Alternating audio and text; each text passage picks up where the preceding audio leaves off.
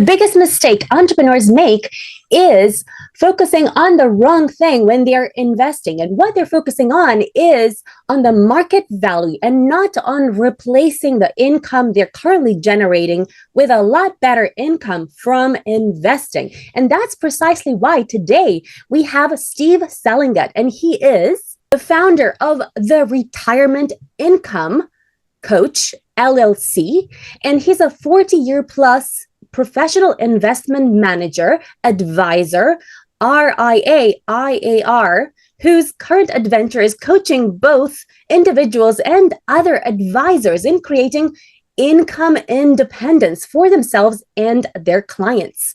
And he also has a book called Retirement Money Secrets. And what's so special about his program is that you can discover how to retire early, even if you're not 60, 70, or above. So the first question is, what's the secret to your success, and how does investing contribute to that success? Welcome to Awakened Titans podcast with Lily Patrascu, mind-blowing conversations with influential business titans sharing how you can manifest abundance, love, joy, success through quantum awakening, quantum manifestation, quantum healing, quantum miracles, exponential business growth, and innovative products and services. Oh, that's okay. I have to go way back in time to what contributed and what got me to figure out that something I was doing outside of my business or outside of my career was actually going to become my main career, and I guess the secret to my success was having a wife that pointed out to me that what I was doing at home with my own personal investing had turned into a better income producer than my salary at my job. We were at a party once, and we came home in New York, and all the people I worked with and the upper levels were there. And when we got home, we were on the way home, she said to me, there's one thing that they do, your competitors, the other employees do that you don't do, and that is suck up to your superiors. You talk to everybody, you have fun, you have a good time, and you know what you're doing, but you're not going after the friendship or the camaraderie with your boss and his boss and so on. So with that observation, she kind of said to me, you're not getting anywhere in this company. And I said, well, it's time then to strike out on my own. At that point in time, I literally was making 4 or 5 times more in my investments than I was in my salary. And she was making a good salary in her profession. So we could take the risk of starting something new. And that's how it happened. Wow, that was the secret. Wow, fascinating. So tell us about your formula for entrepreneurs to retire early or to simply invest better when they are actually retiring from their job. Well, most people who have a good salary take that their extra money, the money they're not spending, that they've already built the new pool at the house, and they're in the country club and they're playing golf, but they still have a situation where they still have more money. They tend to take significant risks with their investments because they feel like they can afford to lose. They gamble more than they really look at something for quality and to diversify a portfolio and to get it in a position to actually do what I did, leave one profession and start another. So I think that's the mindset most people have, and that's the hype of the stock market. I mean, I'm sure with the numbers that I saw earlier today, if you listen to a broadcast, they'd be pulling their hair out about how the market's gone down over the last 4 or 5 days, probably in anticipation of the election event, the big stage show that we're going to have on Tuesday. And saying how uncertain it is, and what if this guy wins, or what if this young woman wins, or the younger person, the woman wins, and what's going to happen to the market. Everybody's so concerned about that. I'm sitting here and I'm just rubbing my hands together for two things. I'm rubbing my hands. Wow, the prices are really down today. Today is the day that all of my securities, or nearly half of my securities, pay their monthly dividends. I'm getting a huge amount of money coming in, and prices are lower. So I can now invest in all these securities at a lower price and a higher yield to improve my income coming up over the next 12 months. And that's how I'm looking at today's events.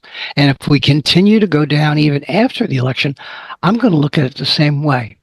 Because if you build a portfolio that's based on quality, diversification, and income production, you're not going to have to worry about the volatility and changes in direction of the markets. So, so that's what entrepreneurs need to realize, that they've got this advantage, this opportunity to create another asset pool that's going to create income, just like their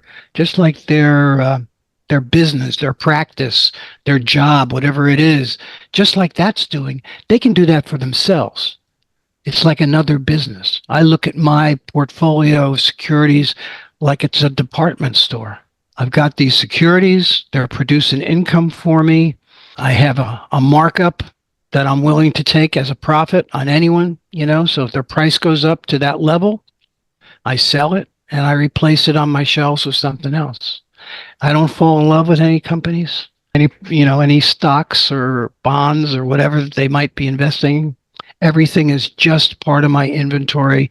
Everything is for sale at the right price. Very interesting. Okay, so tell us, for people who are not currently investing, what do you recommend that they do? Imagine they have £100,000 or dollars to invest in something.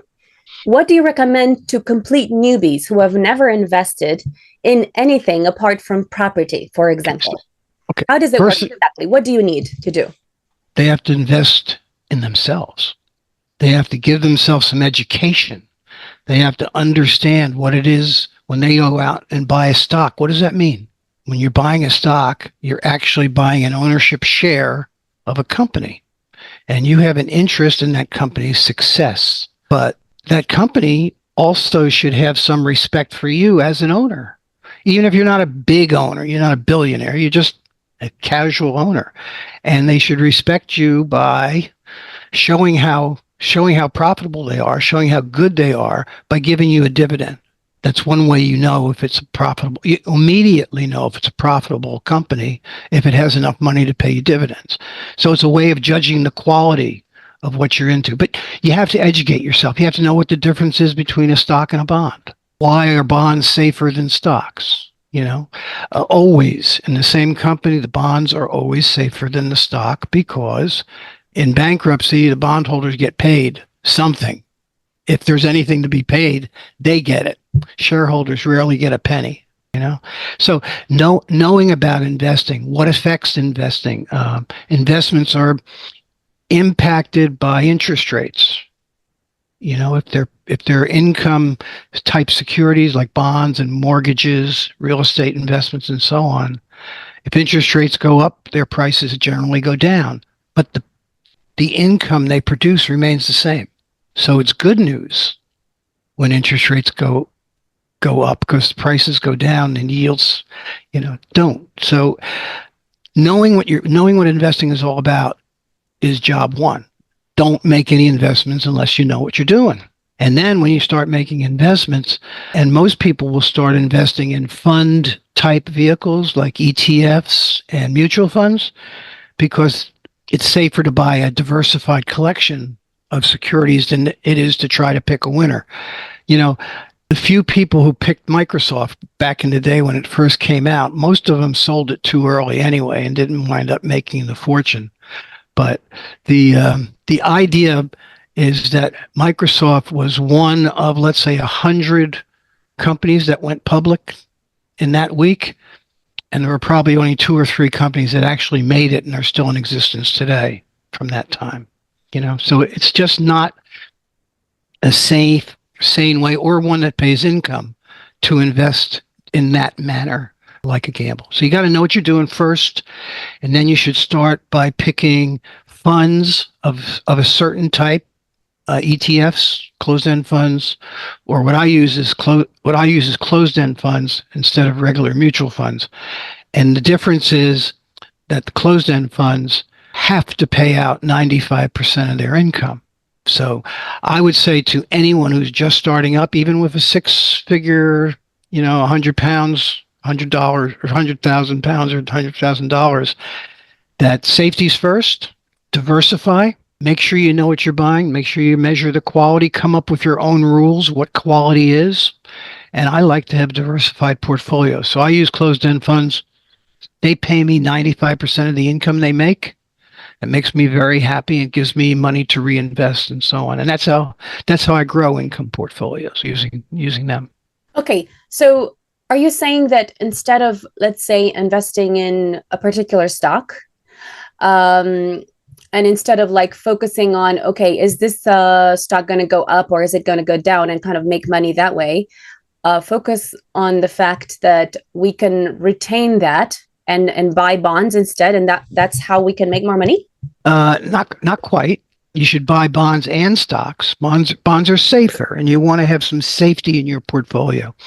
But instead of buying individual stocks, even though, when the market's going up, you're feeling real good about yourself. But they don't pay a lot of income, number one. Even the ones they talk about as dividend stocks, they're popular because they raise their dividend periodically. That's what makes them so attractive.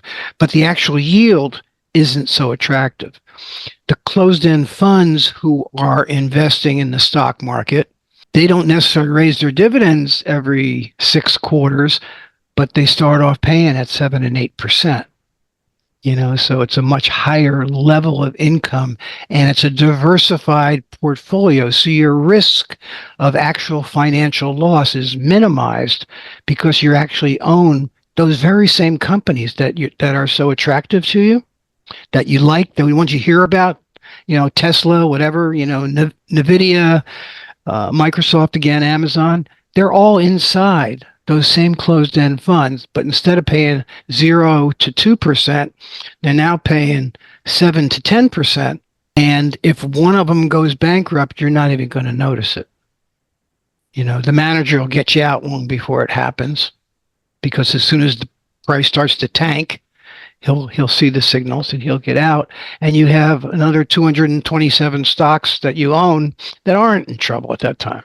So that's what I'm saying. I'm saying it's better to use a diversified approach to investing, particularly when you're starting out, and be it a 6-figure portfolio or a 5-figure portfolio, or even your first contribution to an IRA of $7,500, whatever it is now.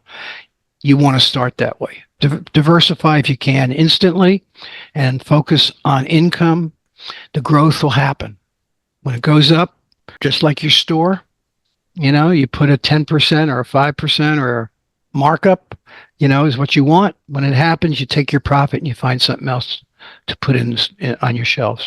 Thank you. So let's say for people that are starting out in investing, what measures should they take in order to make sure this is a good approach? And I mean, do you have like a program where they can do copy trading so they can copy the advice that you give?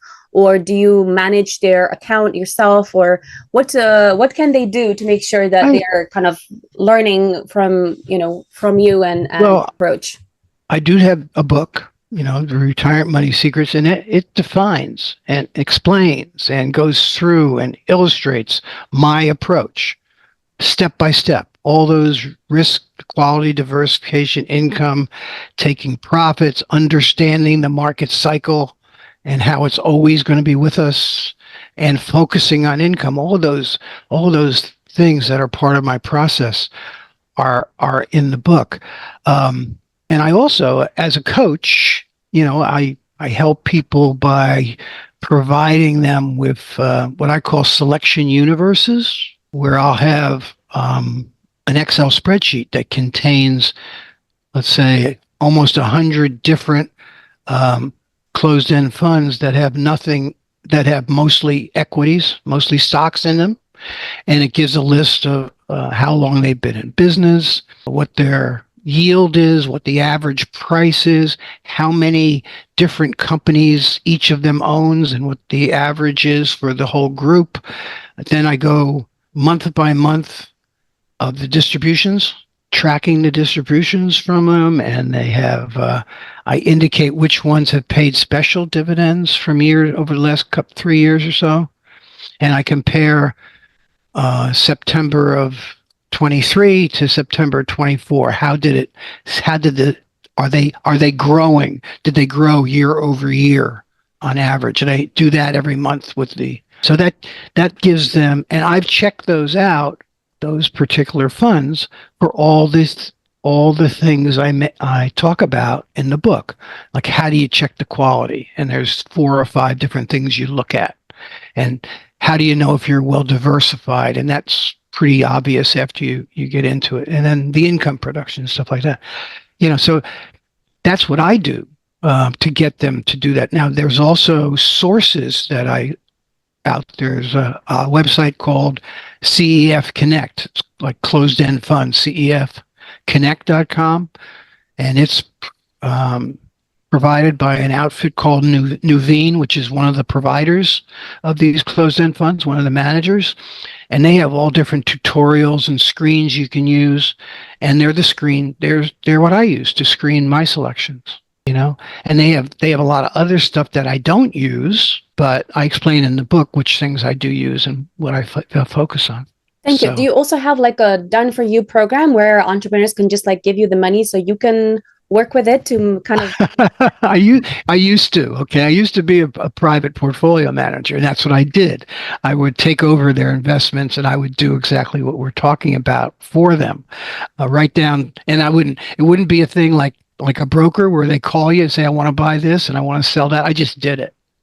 That was the deal, But no, I'm retired from that now, and I only coach. But if there are people who don't have the time, and a lot of entrepreneurs don't, and that's why they get, I would call it stuck. Maybe that's not a nice word, but they get stuck with a management company and they really don't have time to pay attention to what the person is doing, and they don't take the time to instruct them on what they want to see the manager producing, So I have a firm that I do direct clients to. If they don't want to do it themselves, they don't have time to do it themselves, I have to hand it off to somebody else. I don't get anything in return for that. It's in this right now, it's a person that I've coached myself and that I've instructed, and we talk regularly, I answer his questions and stuff like that. Okay, so tell us about the 6 principles of retirement investing for those who want to retire early. Okay, the 6 principles we've talked about so far. We've talked about 4 things that you can do to minimize your risk. Those are 4 of them. The quality, always select quality, regardless of the type of security, whether it's a fund or an individual, how long they've been in business, how diversified is their product line. If it's a fund, how many securities are inside, do they pay a dividend, and have they paid it for a long period of time? Those types of considerations of quality. Some people talk about if they've got great management or not. Who's to judge that? I mean, who of us is qualified to judge the management of a company like Exxon? Give me a break. I mean, we just don't know enough to be able to do that. You could say, okay, they pay their executives too much and they don't give enough dividends to their shareholders. Yeah, that's true. But we're looking for things that are paying dividends. So quality is job 1. Number 2, diversification. If you're just starting out, you buy one closed-end equity fund and you've got a diversified. Then when you get your next chunk of money, you buy another one. And all of a sudden you have a diversified portfolio of diversified portfolios that are paying a lot of income. That's the way I approach it, and that's the way I recommend people do it. It's so much less stressful to know the income's coming in, and that you're not going to get beaten up by a company that gets a lawsuit from a government agency, which can kill a company. You don't have to worry about that kind of stuff. Okay, so that's diversification. Third thing we mentioned, we talked about the amount of income they pay you for the use of your money. Closed-end funds, on average, the 250 or so I invest in, including the municipal bonds, which in the United States, those are tax-free securities, including them, the yield is around 9% on average, which is amazing. And it's a stable situation. So income is king. You can't spend market value. On the cover of my book, I have this phrase, market value fuels the ego and income fuels the yacht. That's the difference. You can't spend market value. You can't spend total return. You can't spend what they call returns. You only can spend money. And if in order to something goes up in market value, it doesn't do anything for you unless you take that profit like you would in any business. You know, you don't want just see your price of your hamburgers go up. You want to sell them, right? So that type of thing. The final thing, and this is the thing that most people fail to do. This is the number one thing, number one principle of investing that people do just the opposite. And they're encouraged to do just the opposite by the investment community. And that is they don't take profits. They set it and forget it. They buy it and hold it, and they don't take their profits. So on a day like today and the last few days, probably in anticipation of these election results we're going to have next week, the market's been very weak. Many people are seeing their profits start to dwindle, start to disappear. Some of them are going to panic. So, tomorrow we might see even more selling because people are going to say, oh my God, what's going on? And they start to panic. On the other hand, it might go the other way, but we don't know what it's going to do. Anyway, profit taking is key because, like I said, you can't spend your increases in market value. You can't reinvest them into more securities to grow more money unless you actually take that profit and put it back to work. So those are 4 of the 6. The 2 other things are the market cycle, the interest rate cycle, the economic cycle, all these things going on together. Prices of stocks, prices of bonds will constantly be going up and down. And you don't know when it's going to happen, but you know where you are in the current cycle. Okay. We're at, even though we've been down a few days, we're still very close to an all-time high in the stock market. We know that. The bond market is actually down considerably from where it was 5 years ago when interest rates were so very low. So there are more bargains, you might say, in the income area than there are in the stock market. But there's always a cycle. And if you have enough income and you have that profit-taking discipline that I talked about, you'll always have cash coming in. You can take advantage of a down market. Like today, what I call a D-Day. The first day and the last day of the month are 2 D-Days. That's when most of the companies pay their distributions. So I got literally, thousands of dollars today to reinvest. So I was happy. I was, like I said, rubbing my hands together when the market was down today because I knew I was going to get some good prices with the money I could reinvest. So then the final one is your focus. We're taught to focus on market value.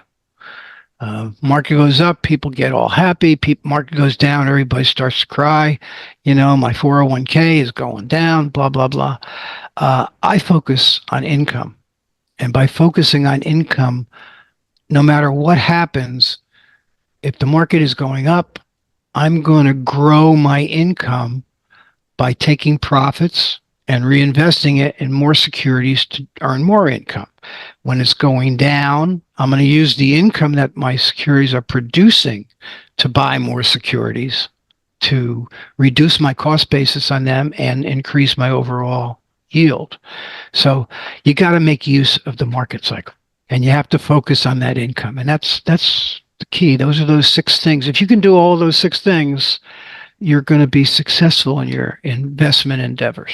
Thank you. So how do you choose the best companies to make sure that you get really good dividends from them? Okay.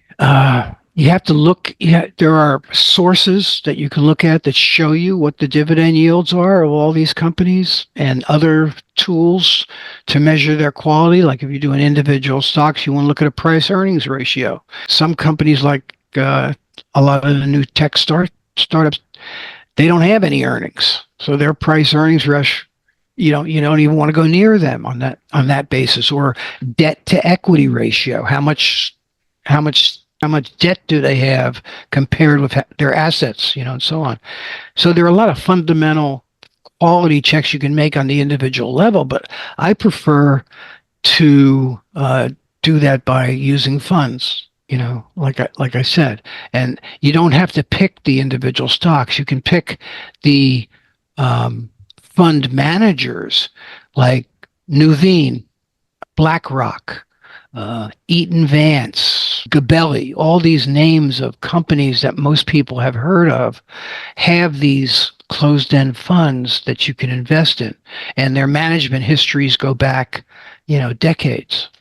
And you can look how long inside these funds, and you go to that CEF Connect that I told you about, and you can just screen these companies, and you can look inside. You see how long they've been in business. You see how their distribution patterns have generally been stable throughout whatever's happening in the stock market.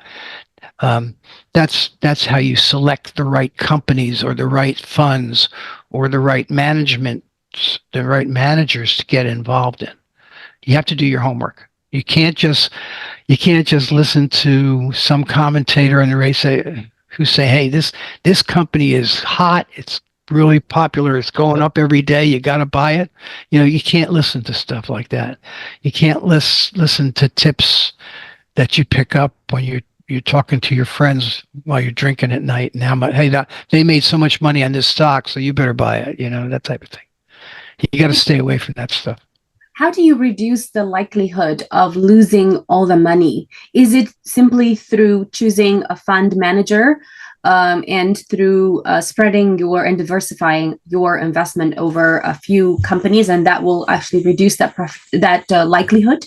Oh, sure. Financial risk is reduced by the quality of the funds, or the managers, or the companies you choose, how well diversified you are. The more, to a certain extent, the better, because you're diversified and you have a piece of the action. You have all the different sectors. You own a little bit of everything.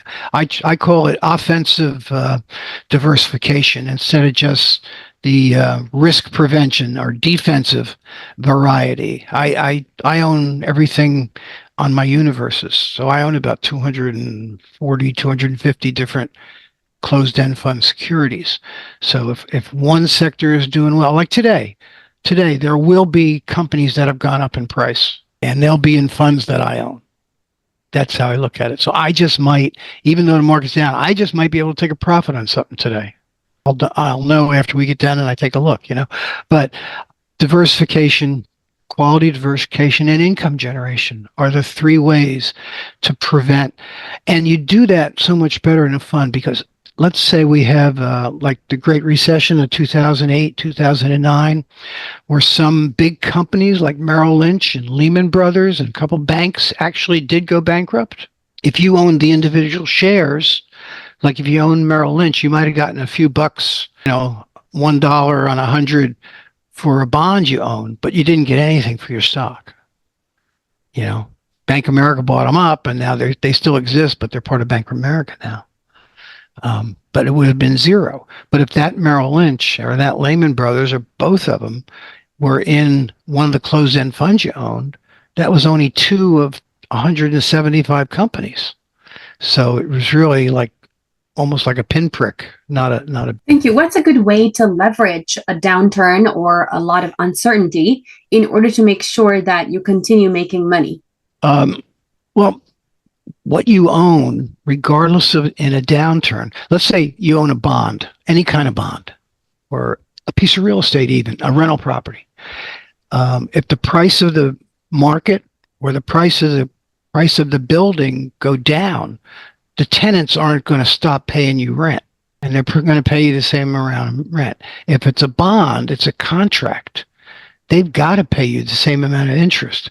If it's a preferred stock, every quarter they have to pay you that dividend. It's part of the contract. Government bonds, securities, treasury bills, they go down in price.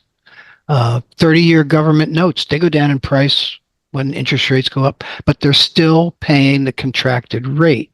Okay.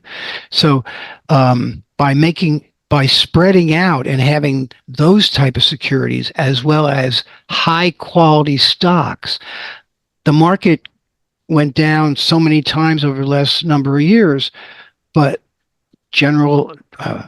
actually GE might have, but most stocks, most established companies rarely, if ever, alter their dividend. They pay the same thing every quarter. And like we said, there are some dividend stock investors, and they have things that they call dividend champions and dividend this and that. And they measure that these things not only have they always paid their dividend every year, but they've raised them every year for 25 years. So that type of company, your risk of total loss in something like that is slim to none. I mean, there's still some risk, but not much. So that's how you the damage control, the quality, and then again the next thing, of course, is the quality, and I can say that forever. The quality and the diversification and the income production, those are the things that'll keep you out of trouble. Thank you. Are there any tools or software you recommend for newbie entrepreneurs who want to start investing? I'm not one for model portfolios and automated investments. I think the best software is between your ears, where you can make decisions based on what you know of Walmart, Exxon, you know these companies, what you know about them, rather than a bunch of statistics or models where they give you a little bit of everything. So you just really don't have a great interest. It's a different kind of diversification.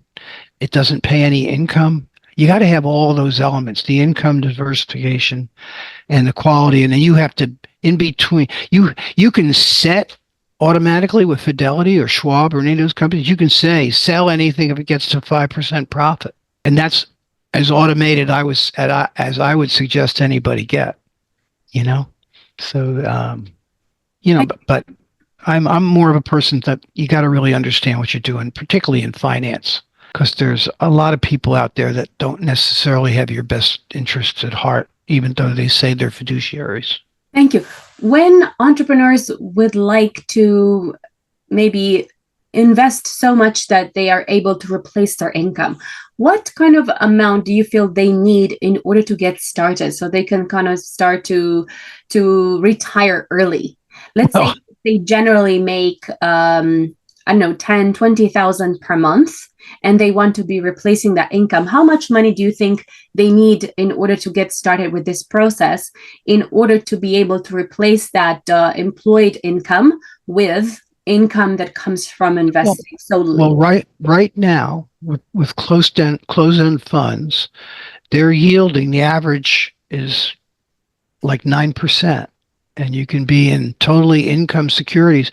If you're very, very wealthy and you have a big income and you want to put something away now for the future, when your taxable income may not be quite as high, or even if it is, the closed-end funds that pay tax-free income, this is in the United States, of course, are yielding over 6% tax-free. So if you're in a 35% bracket or some number that high, that might be attractive to you right now for that extra money you're putting away. But it's pretty much if you've got a big business and you're making a 7-figure income, that your idea of what you need to retire is going to be a little different than my idea of it, with less than half that. So so that's the thing. If you've got, depending on what you have, you just multiply, let's say, let's talking about $1 million. Right now, that portfolio should generate you over $100,000 a year without, and that's in a market that doesn't produce any profit-taking opportunities, just from distributions.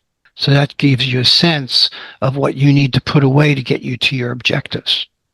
And if you know enough about the markets and you read Retirement Money Secrets, you'll know when to sell and take profits and reinvest it. You know, it'll be more than that per year, but not every year. Some years profits are slim to none, you know. Thank you. How safe is this type of investment versus other types of investment? Well, income focused is a totally different way of looking at investing. Like I said, in the mainstream of investing, market value, and set it and forget it. Mr. Investor, we'll take care of you. Just put your money in these funds, and by the time you're ready to retire, you'll have this much money, and then all you have to do is sell 4% of your assets every year, and that'll take care of your, that'll last you for 25 years. Some years it'll be more than others, depending on which way the market goes. And that's the way you can take that. Oh no, there won't be anything left for your spouse or anything left for your grandchildren, but so what? You've taken care of you. But that doesn't work for me. That doesn't work for me. I want my portfolio to produce more than that 4%.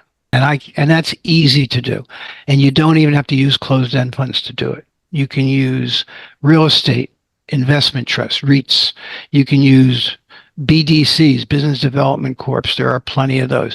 There are ETFs that pay upwards of 10%. You don't recommend them so much. I actually, anything that's paying that kind of money is a little bit more risky, let's say, than a corporate bond that's paying 6%.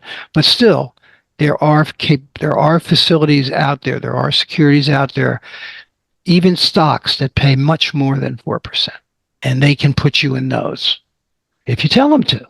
But most people don't tell them to. They have this idea of, okay, when I get to the end of the road, if I have, $5 million, that's going to be enough for me to retire on. But they're going to find out soon enough that they're going to have to be selling things to make that happen if they don't want to change their lifestyle. Thank you so much. That was such a fascinating interview. Stay tuned for the next interview. And if you want to find more information about Steve Selengut, go to www.theincomecoach.net. Follow us for more interviews with world's most influential business titans, providing you with the insights to awaken to your full potential so you can get paid to be yourself, find true happiness, and manifest anything you desire.